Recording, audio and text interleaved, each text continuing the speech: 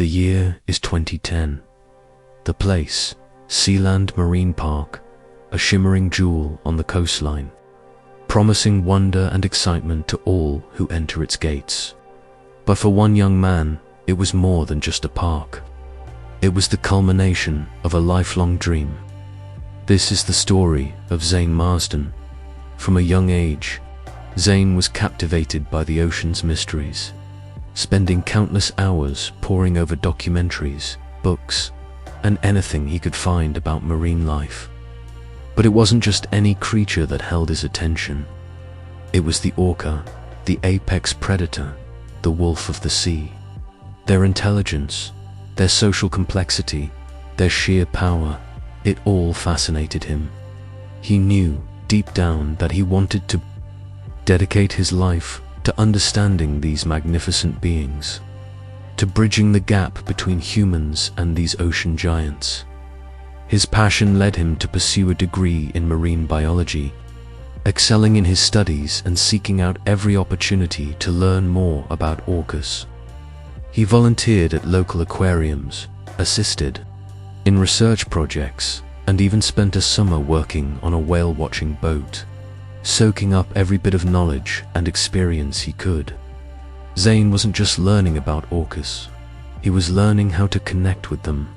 He observed their behaviors, listened to their vocalizations, and began to understand their individual personalities. Finally, after years of hard work and unwavering dedication, Zayn landed his dream job at Sealand Marine Park. He was ecstatic. This was his chance to work alongside some of the most experienced trainers in the world and, more importantly, to build relationships with the orcas themselves.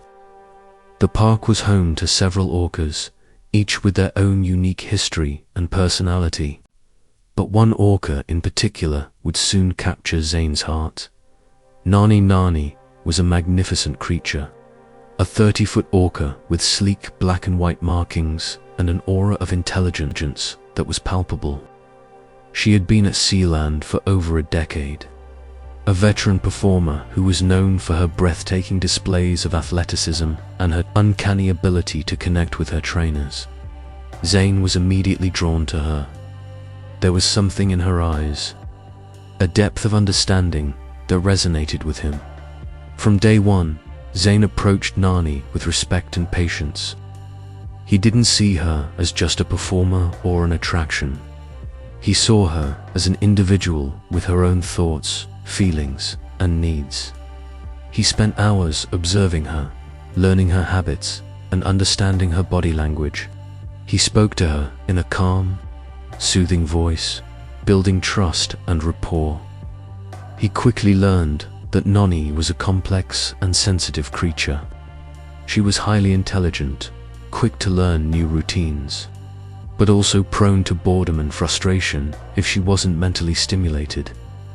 She had a strong sense of self and a playful personality, often engaging in playful interactions with her trainers and even teasing them with gentle nudges and splashes. Zayn's approach to training was different from many of his colleagues. He believed in positive reinforcement, rewarding Nani for her successes and avoiding any form of punishment. He focused on building a relationship of mutual trust and respect rather than simply dictating commands. He understood that Nani was an equal partner in their relationship, not just a performing animal. Over time, Zayn and Nani developed a truly remarkable bond. They understood each other, communicated with each other, and trusted each other implicitly. Their training sessions became a seamless dance, a beautiful display of athleticism and connection. They worked together to create routines that were not only spectacular, but also respectful of Nani's natural abilities and instincts. Their partnership was a testament to the power of human-animal connection, a shining example of what could be achieved when humans approached orcas with empathy and understanding. Audiences were captivated by their performances, marveling at the seamless way they worked together.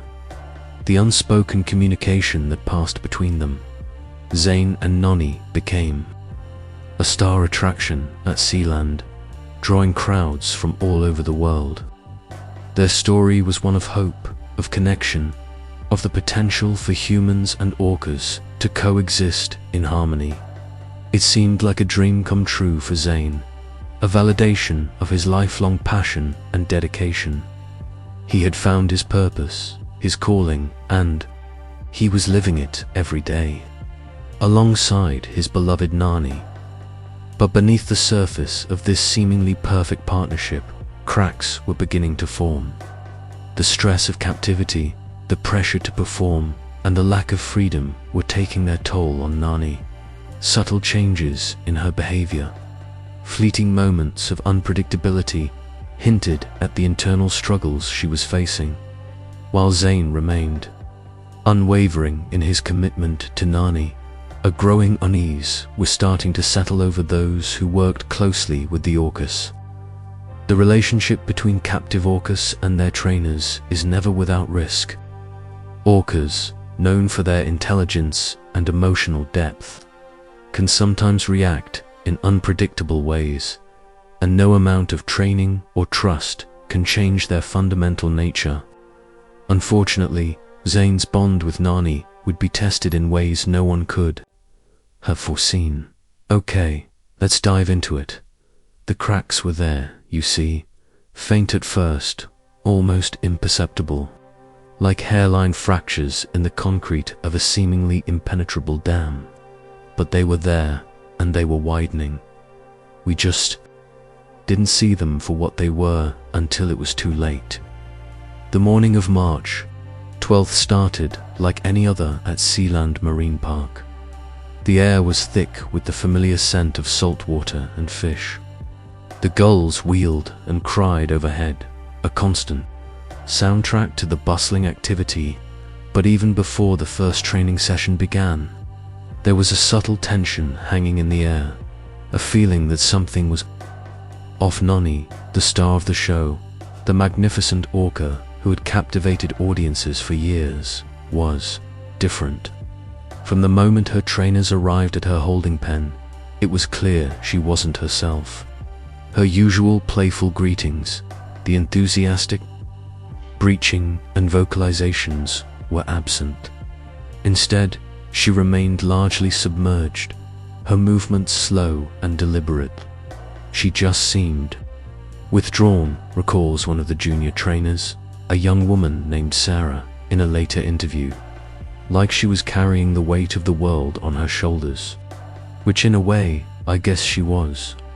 Nania's eyes, usually bright and intelligent, seemed clouded, unfocused. She ignored the usual playful gestures from the trainers, the gentle taps on the side of the pool that usually elicited a response. Instead, she circled slowly, almost mechanically, her massive body creating barely a ripple in the water. The trainers, experienced professionals who knew Nani intimately, were immediately concerned. They had seen her moody before, of course. Orcas, like any sentient being, have their good days and bad days. But this was different. This wasn't just a passing grumpiness. It was a deep-seated unease, a palpable distress. They attempted to engage her, to coax her out of her funk. They offered her her favorite fish, shiny herring that she usually devoured with gusto. But she barely touched them, nudging them listlessly with her snout before letting them sink to the bottom of the pool. We tried everything, remembers Mark, the head trainer, a man who had dedicated his life to working with orcas. We ran through some of her favorite routines, tried to spark her interest with new toys, but nothing worked. She just wasn't there. The conditions that morning weren't ideal either. A low-pressure system had moved in overnight, bringing with it heavy cloud cover and a persistent, drizzling rain. The air was heavy and humid, amplifying the already oppressive atmosphere of the park.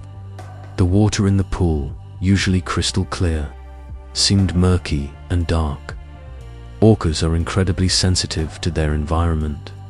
Changes in barometric pressure, water temperature, even the ambient noise levels can all have a significant impact on their mood and behavior.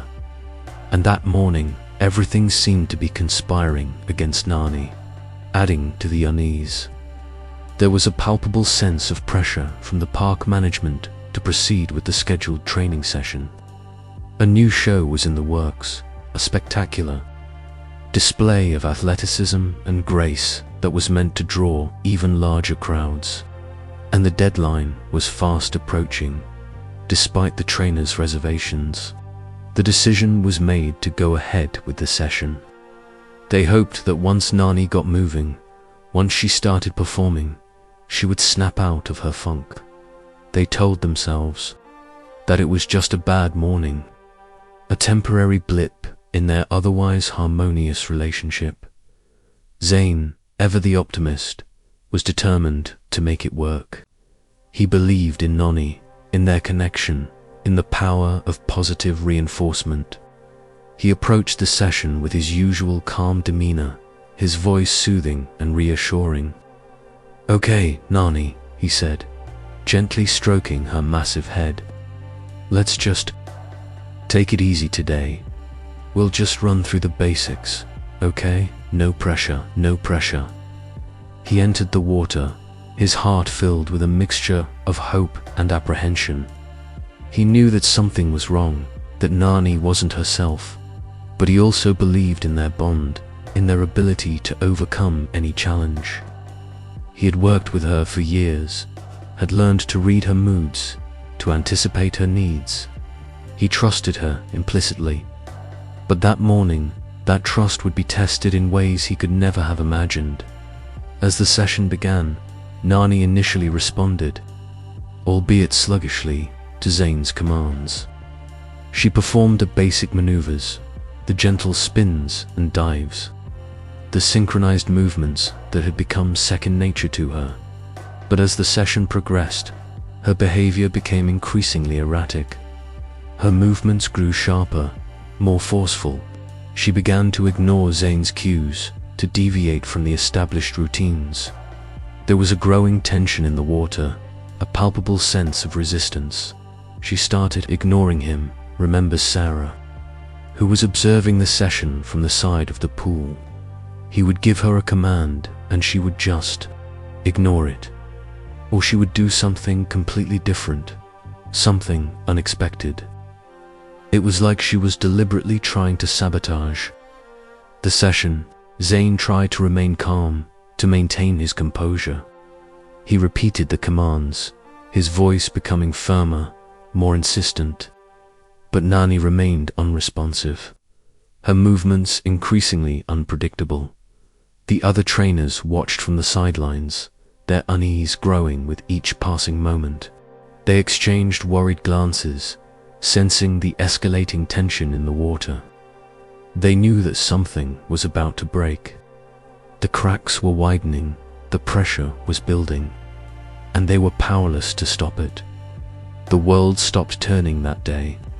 March 12, 2018, Zayne Marston, a name synonymous with dedication and respect in the marine park community, was gone. Taken in a brutal, swift attack by Nani, the very orca he'd dedicated years of his life to understanding and caring for. The shock was palpable. Disbelief hung heavy in the air. How could this happen? How could an animal so seemingly bonded to its trainer turn so violently? The immediate aftermath was chaos. Sealand Marine Park, usually a vibrant hub of activity and entertainment, became a scene of mourning and frantic investigation. The park was immediately shut down, the cheerful music silenced, the crowds dispersed. In their place came investigators, marine biologists, and a sea of reporters hungry for answers. Zayn was rushed to the hospital, but it was too late. The injuries he sustained during the attack were too severe. His death sent a tidal wave of grief and anger rippling through the park staff, the local community, and even the wider world. People who had witnessed the attack were traumatized, haunted by the image of Zayn being dragged beneath the waves. The investigation that followed was rigorous, multifaceted, and, ultimately, heartbreaking. Authorities sought to piece together the events leading up to the tragedy, to understand what could have triggered such a violent outburst from Nani. Every aspect of Zayn and Nani's relationship was scrutinized. Every training session, every interaction, every subtle change in Nani's behavior in the weeks and months leading up to that fateful day was examined under a microscope. Investigators reviewed countless hours of training footage, interviewed trainers, veterinarians, and other park staff. They looked for any sign, any indication that Nani was experiencing undue stress or that there were any breaches in safety protocols. The focus was intense, the pressure immense.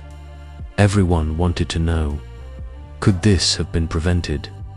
But the answers, as they often are in these complex situations, were far from simple. There was no single, definitive cause, no smoking gun that could explain Nani's actions. Instead, the investigation revealed a confluence of factors, a perfect storm of stress, confinement, and perhaps the inherent unpredictability of a wild animal living in captivity. The report highlighted the psychological toll that captivity takes on orcas. These magnificent creatures, highly intelligent and social animals, are designed to roam vast stretches of ocean, to hunt in pods, and to maintain complex social bonds. In the confines of a marine park, they are deprived of these essential needs. They are forced to live in relatively small tanks, to perform repetitive tricks for the amusement of humans, and to endure a constant barrage of noise and activity. This chronic stress, experts argued, can lead to a range of behavioral problems, including aggression, depression, and self-harm. In Nani's case, it's believed that years of confinement, coupled with the pressures of performance and the disruption of her natural social instincts, contributed to her violent outburst. It wasn't an excuse, but it was an explanation, a horrifying glimpse into the reality of captivity. The investigation also brought into question the safety protocols at Sealand Marine Park.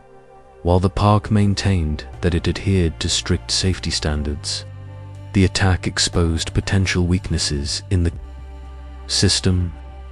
Some trainers argued that the emphasis on performance often overshadowed concerns about the animal's well-being. Others suggested that the training methods, while seemingly humane, were not always effective in addressing the underlying stress that the orcas were experiencing. The public reaction to Zayn's death was swift and fierce. Animal rights activists seized upon the tragedy as further evidence of the inherent cruelty of keeping orcas in captivity. Protests erupted outside marine parks around the world, demanding the release of captive orcas and an end to the exploitation of these magnificent animals. The hashtag #FreeTheOrcas trended on social media, and a global conversation began about the ethical implications of marine entertainment. The debate wasn't just about Nani or Sealand Marine Park. It was about the entire industry, about the very concept of confining intelligent, sentient beings for human amusement. The question on everyone's minds was, is it right to sacrifice the well-being of these animals for the sake of entertainment and profit? Zayn's death became a rallying cry for animal rights advocates. His name became synonymous with the fight for orca freedom, a symbol of the tragic consequences of captivity. His legacy lived on, not just in the memories of those who knew and loved him, but in the growing movement to end orca captivity once and for all. The aftermath of the tragedy also forced a period of deep reflection within the marine park industry itself. While some parks defended their practices, others began to acknowledge the need for change. Some committed to phasing out orca shows, focusing instead on educational programs and conservation efforts. Others invested in improving the living conditions of their orcas, providing larger enclosures and more stimulating environments. But for many, these changes were not enough. They argued that the only truly ethical solution was to release captive orcas back into the wild, or at least to provide them with sanctuary in ocean pens, where they could live a more natural life. The challenges of releasing orcas who have spent their entire lives in captivity are significant, but proponents of sanctuary argue that it is the best way to ensure their well-being. The story of Zayn Marston is a tragic one, but it's also a story of hope. Hope that his death will not be in vain. Hope that it will serve as a catalyst for change, leading to a more compassionate and ethical treatment of orcas and all captive animals. It's a reminder that these are not just performers, but complex, sentient beings with their own needs and desires. It's a call to action to rethink our relationship with the natural world and to prioritize the well-being of all living creatures. Let Zayn's legacy be one of respect, understanding, and ultimately, freedom for the orcas he loved.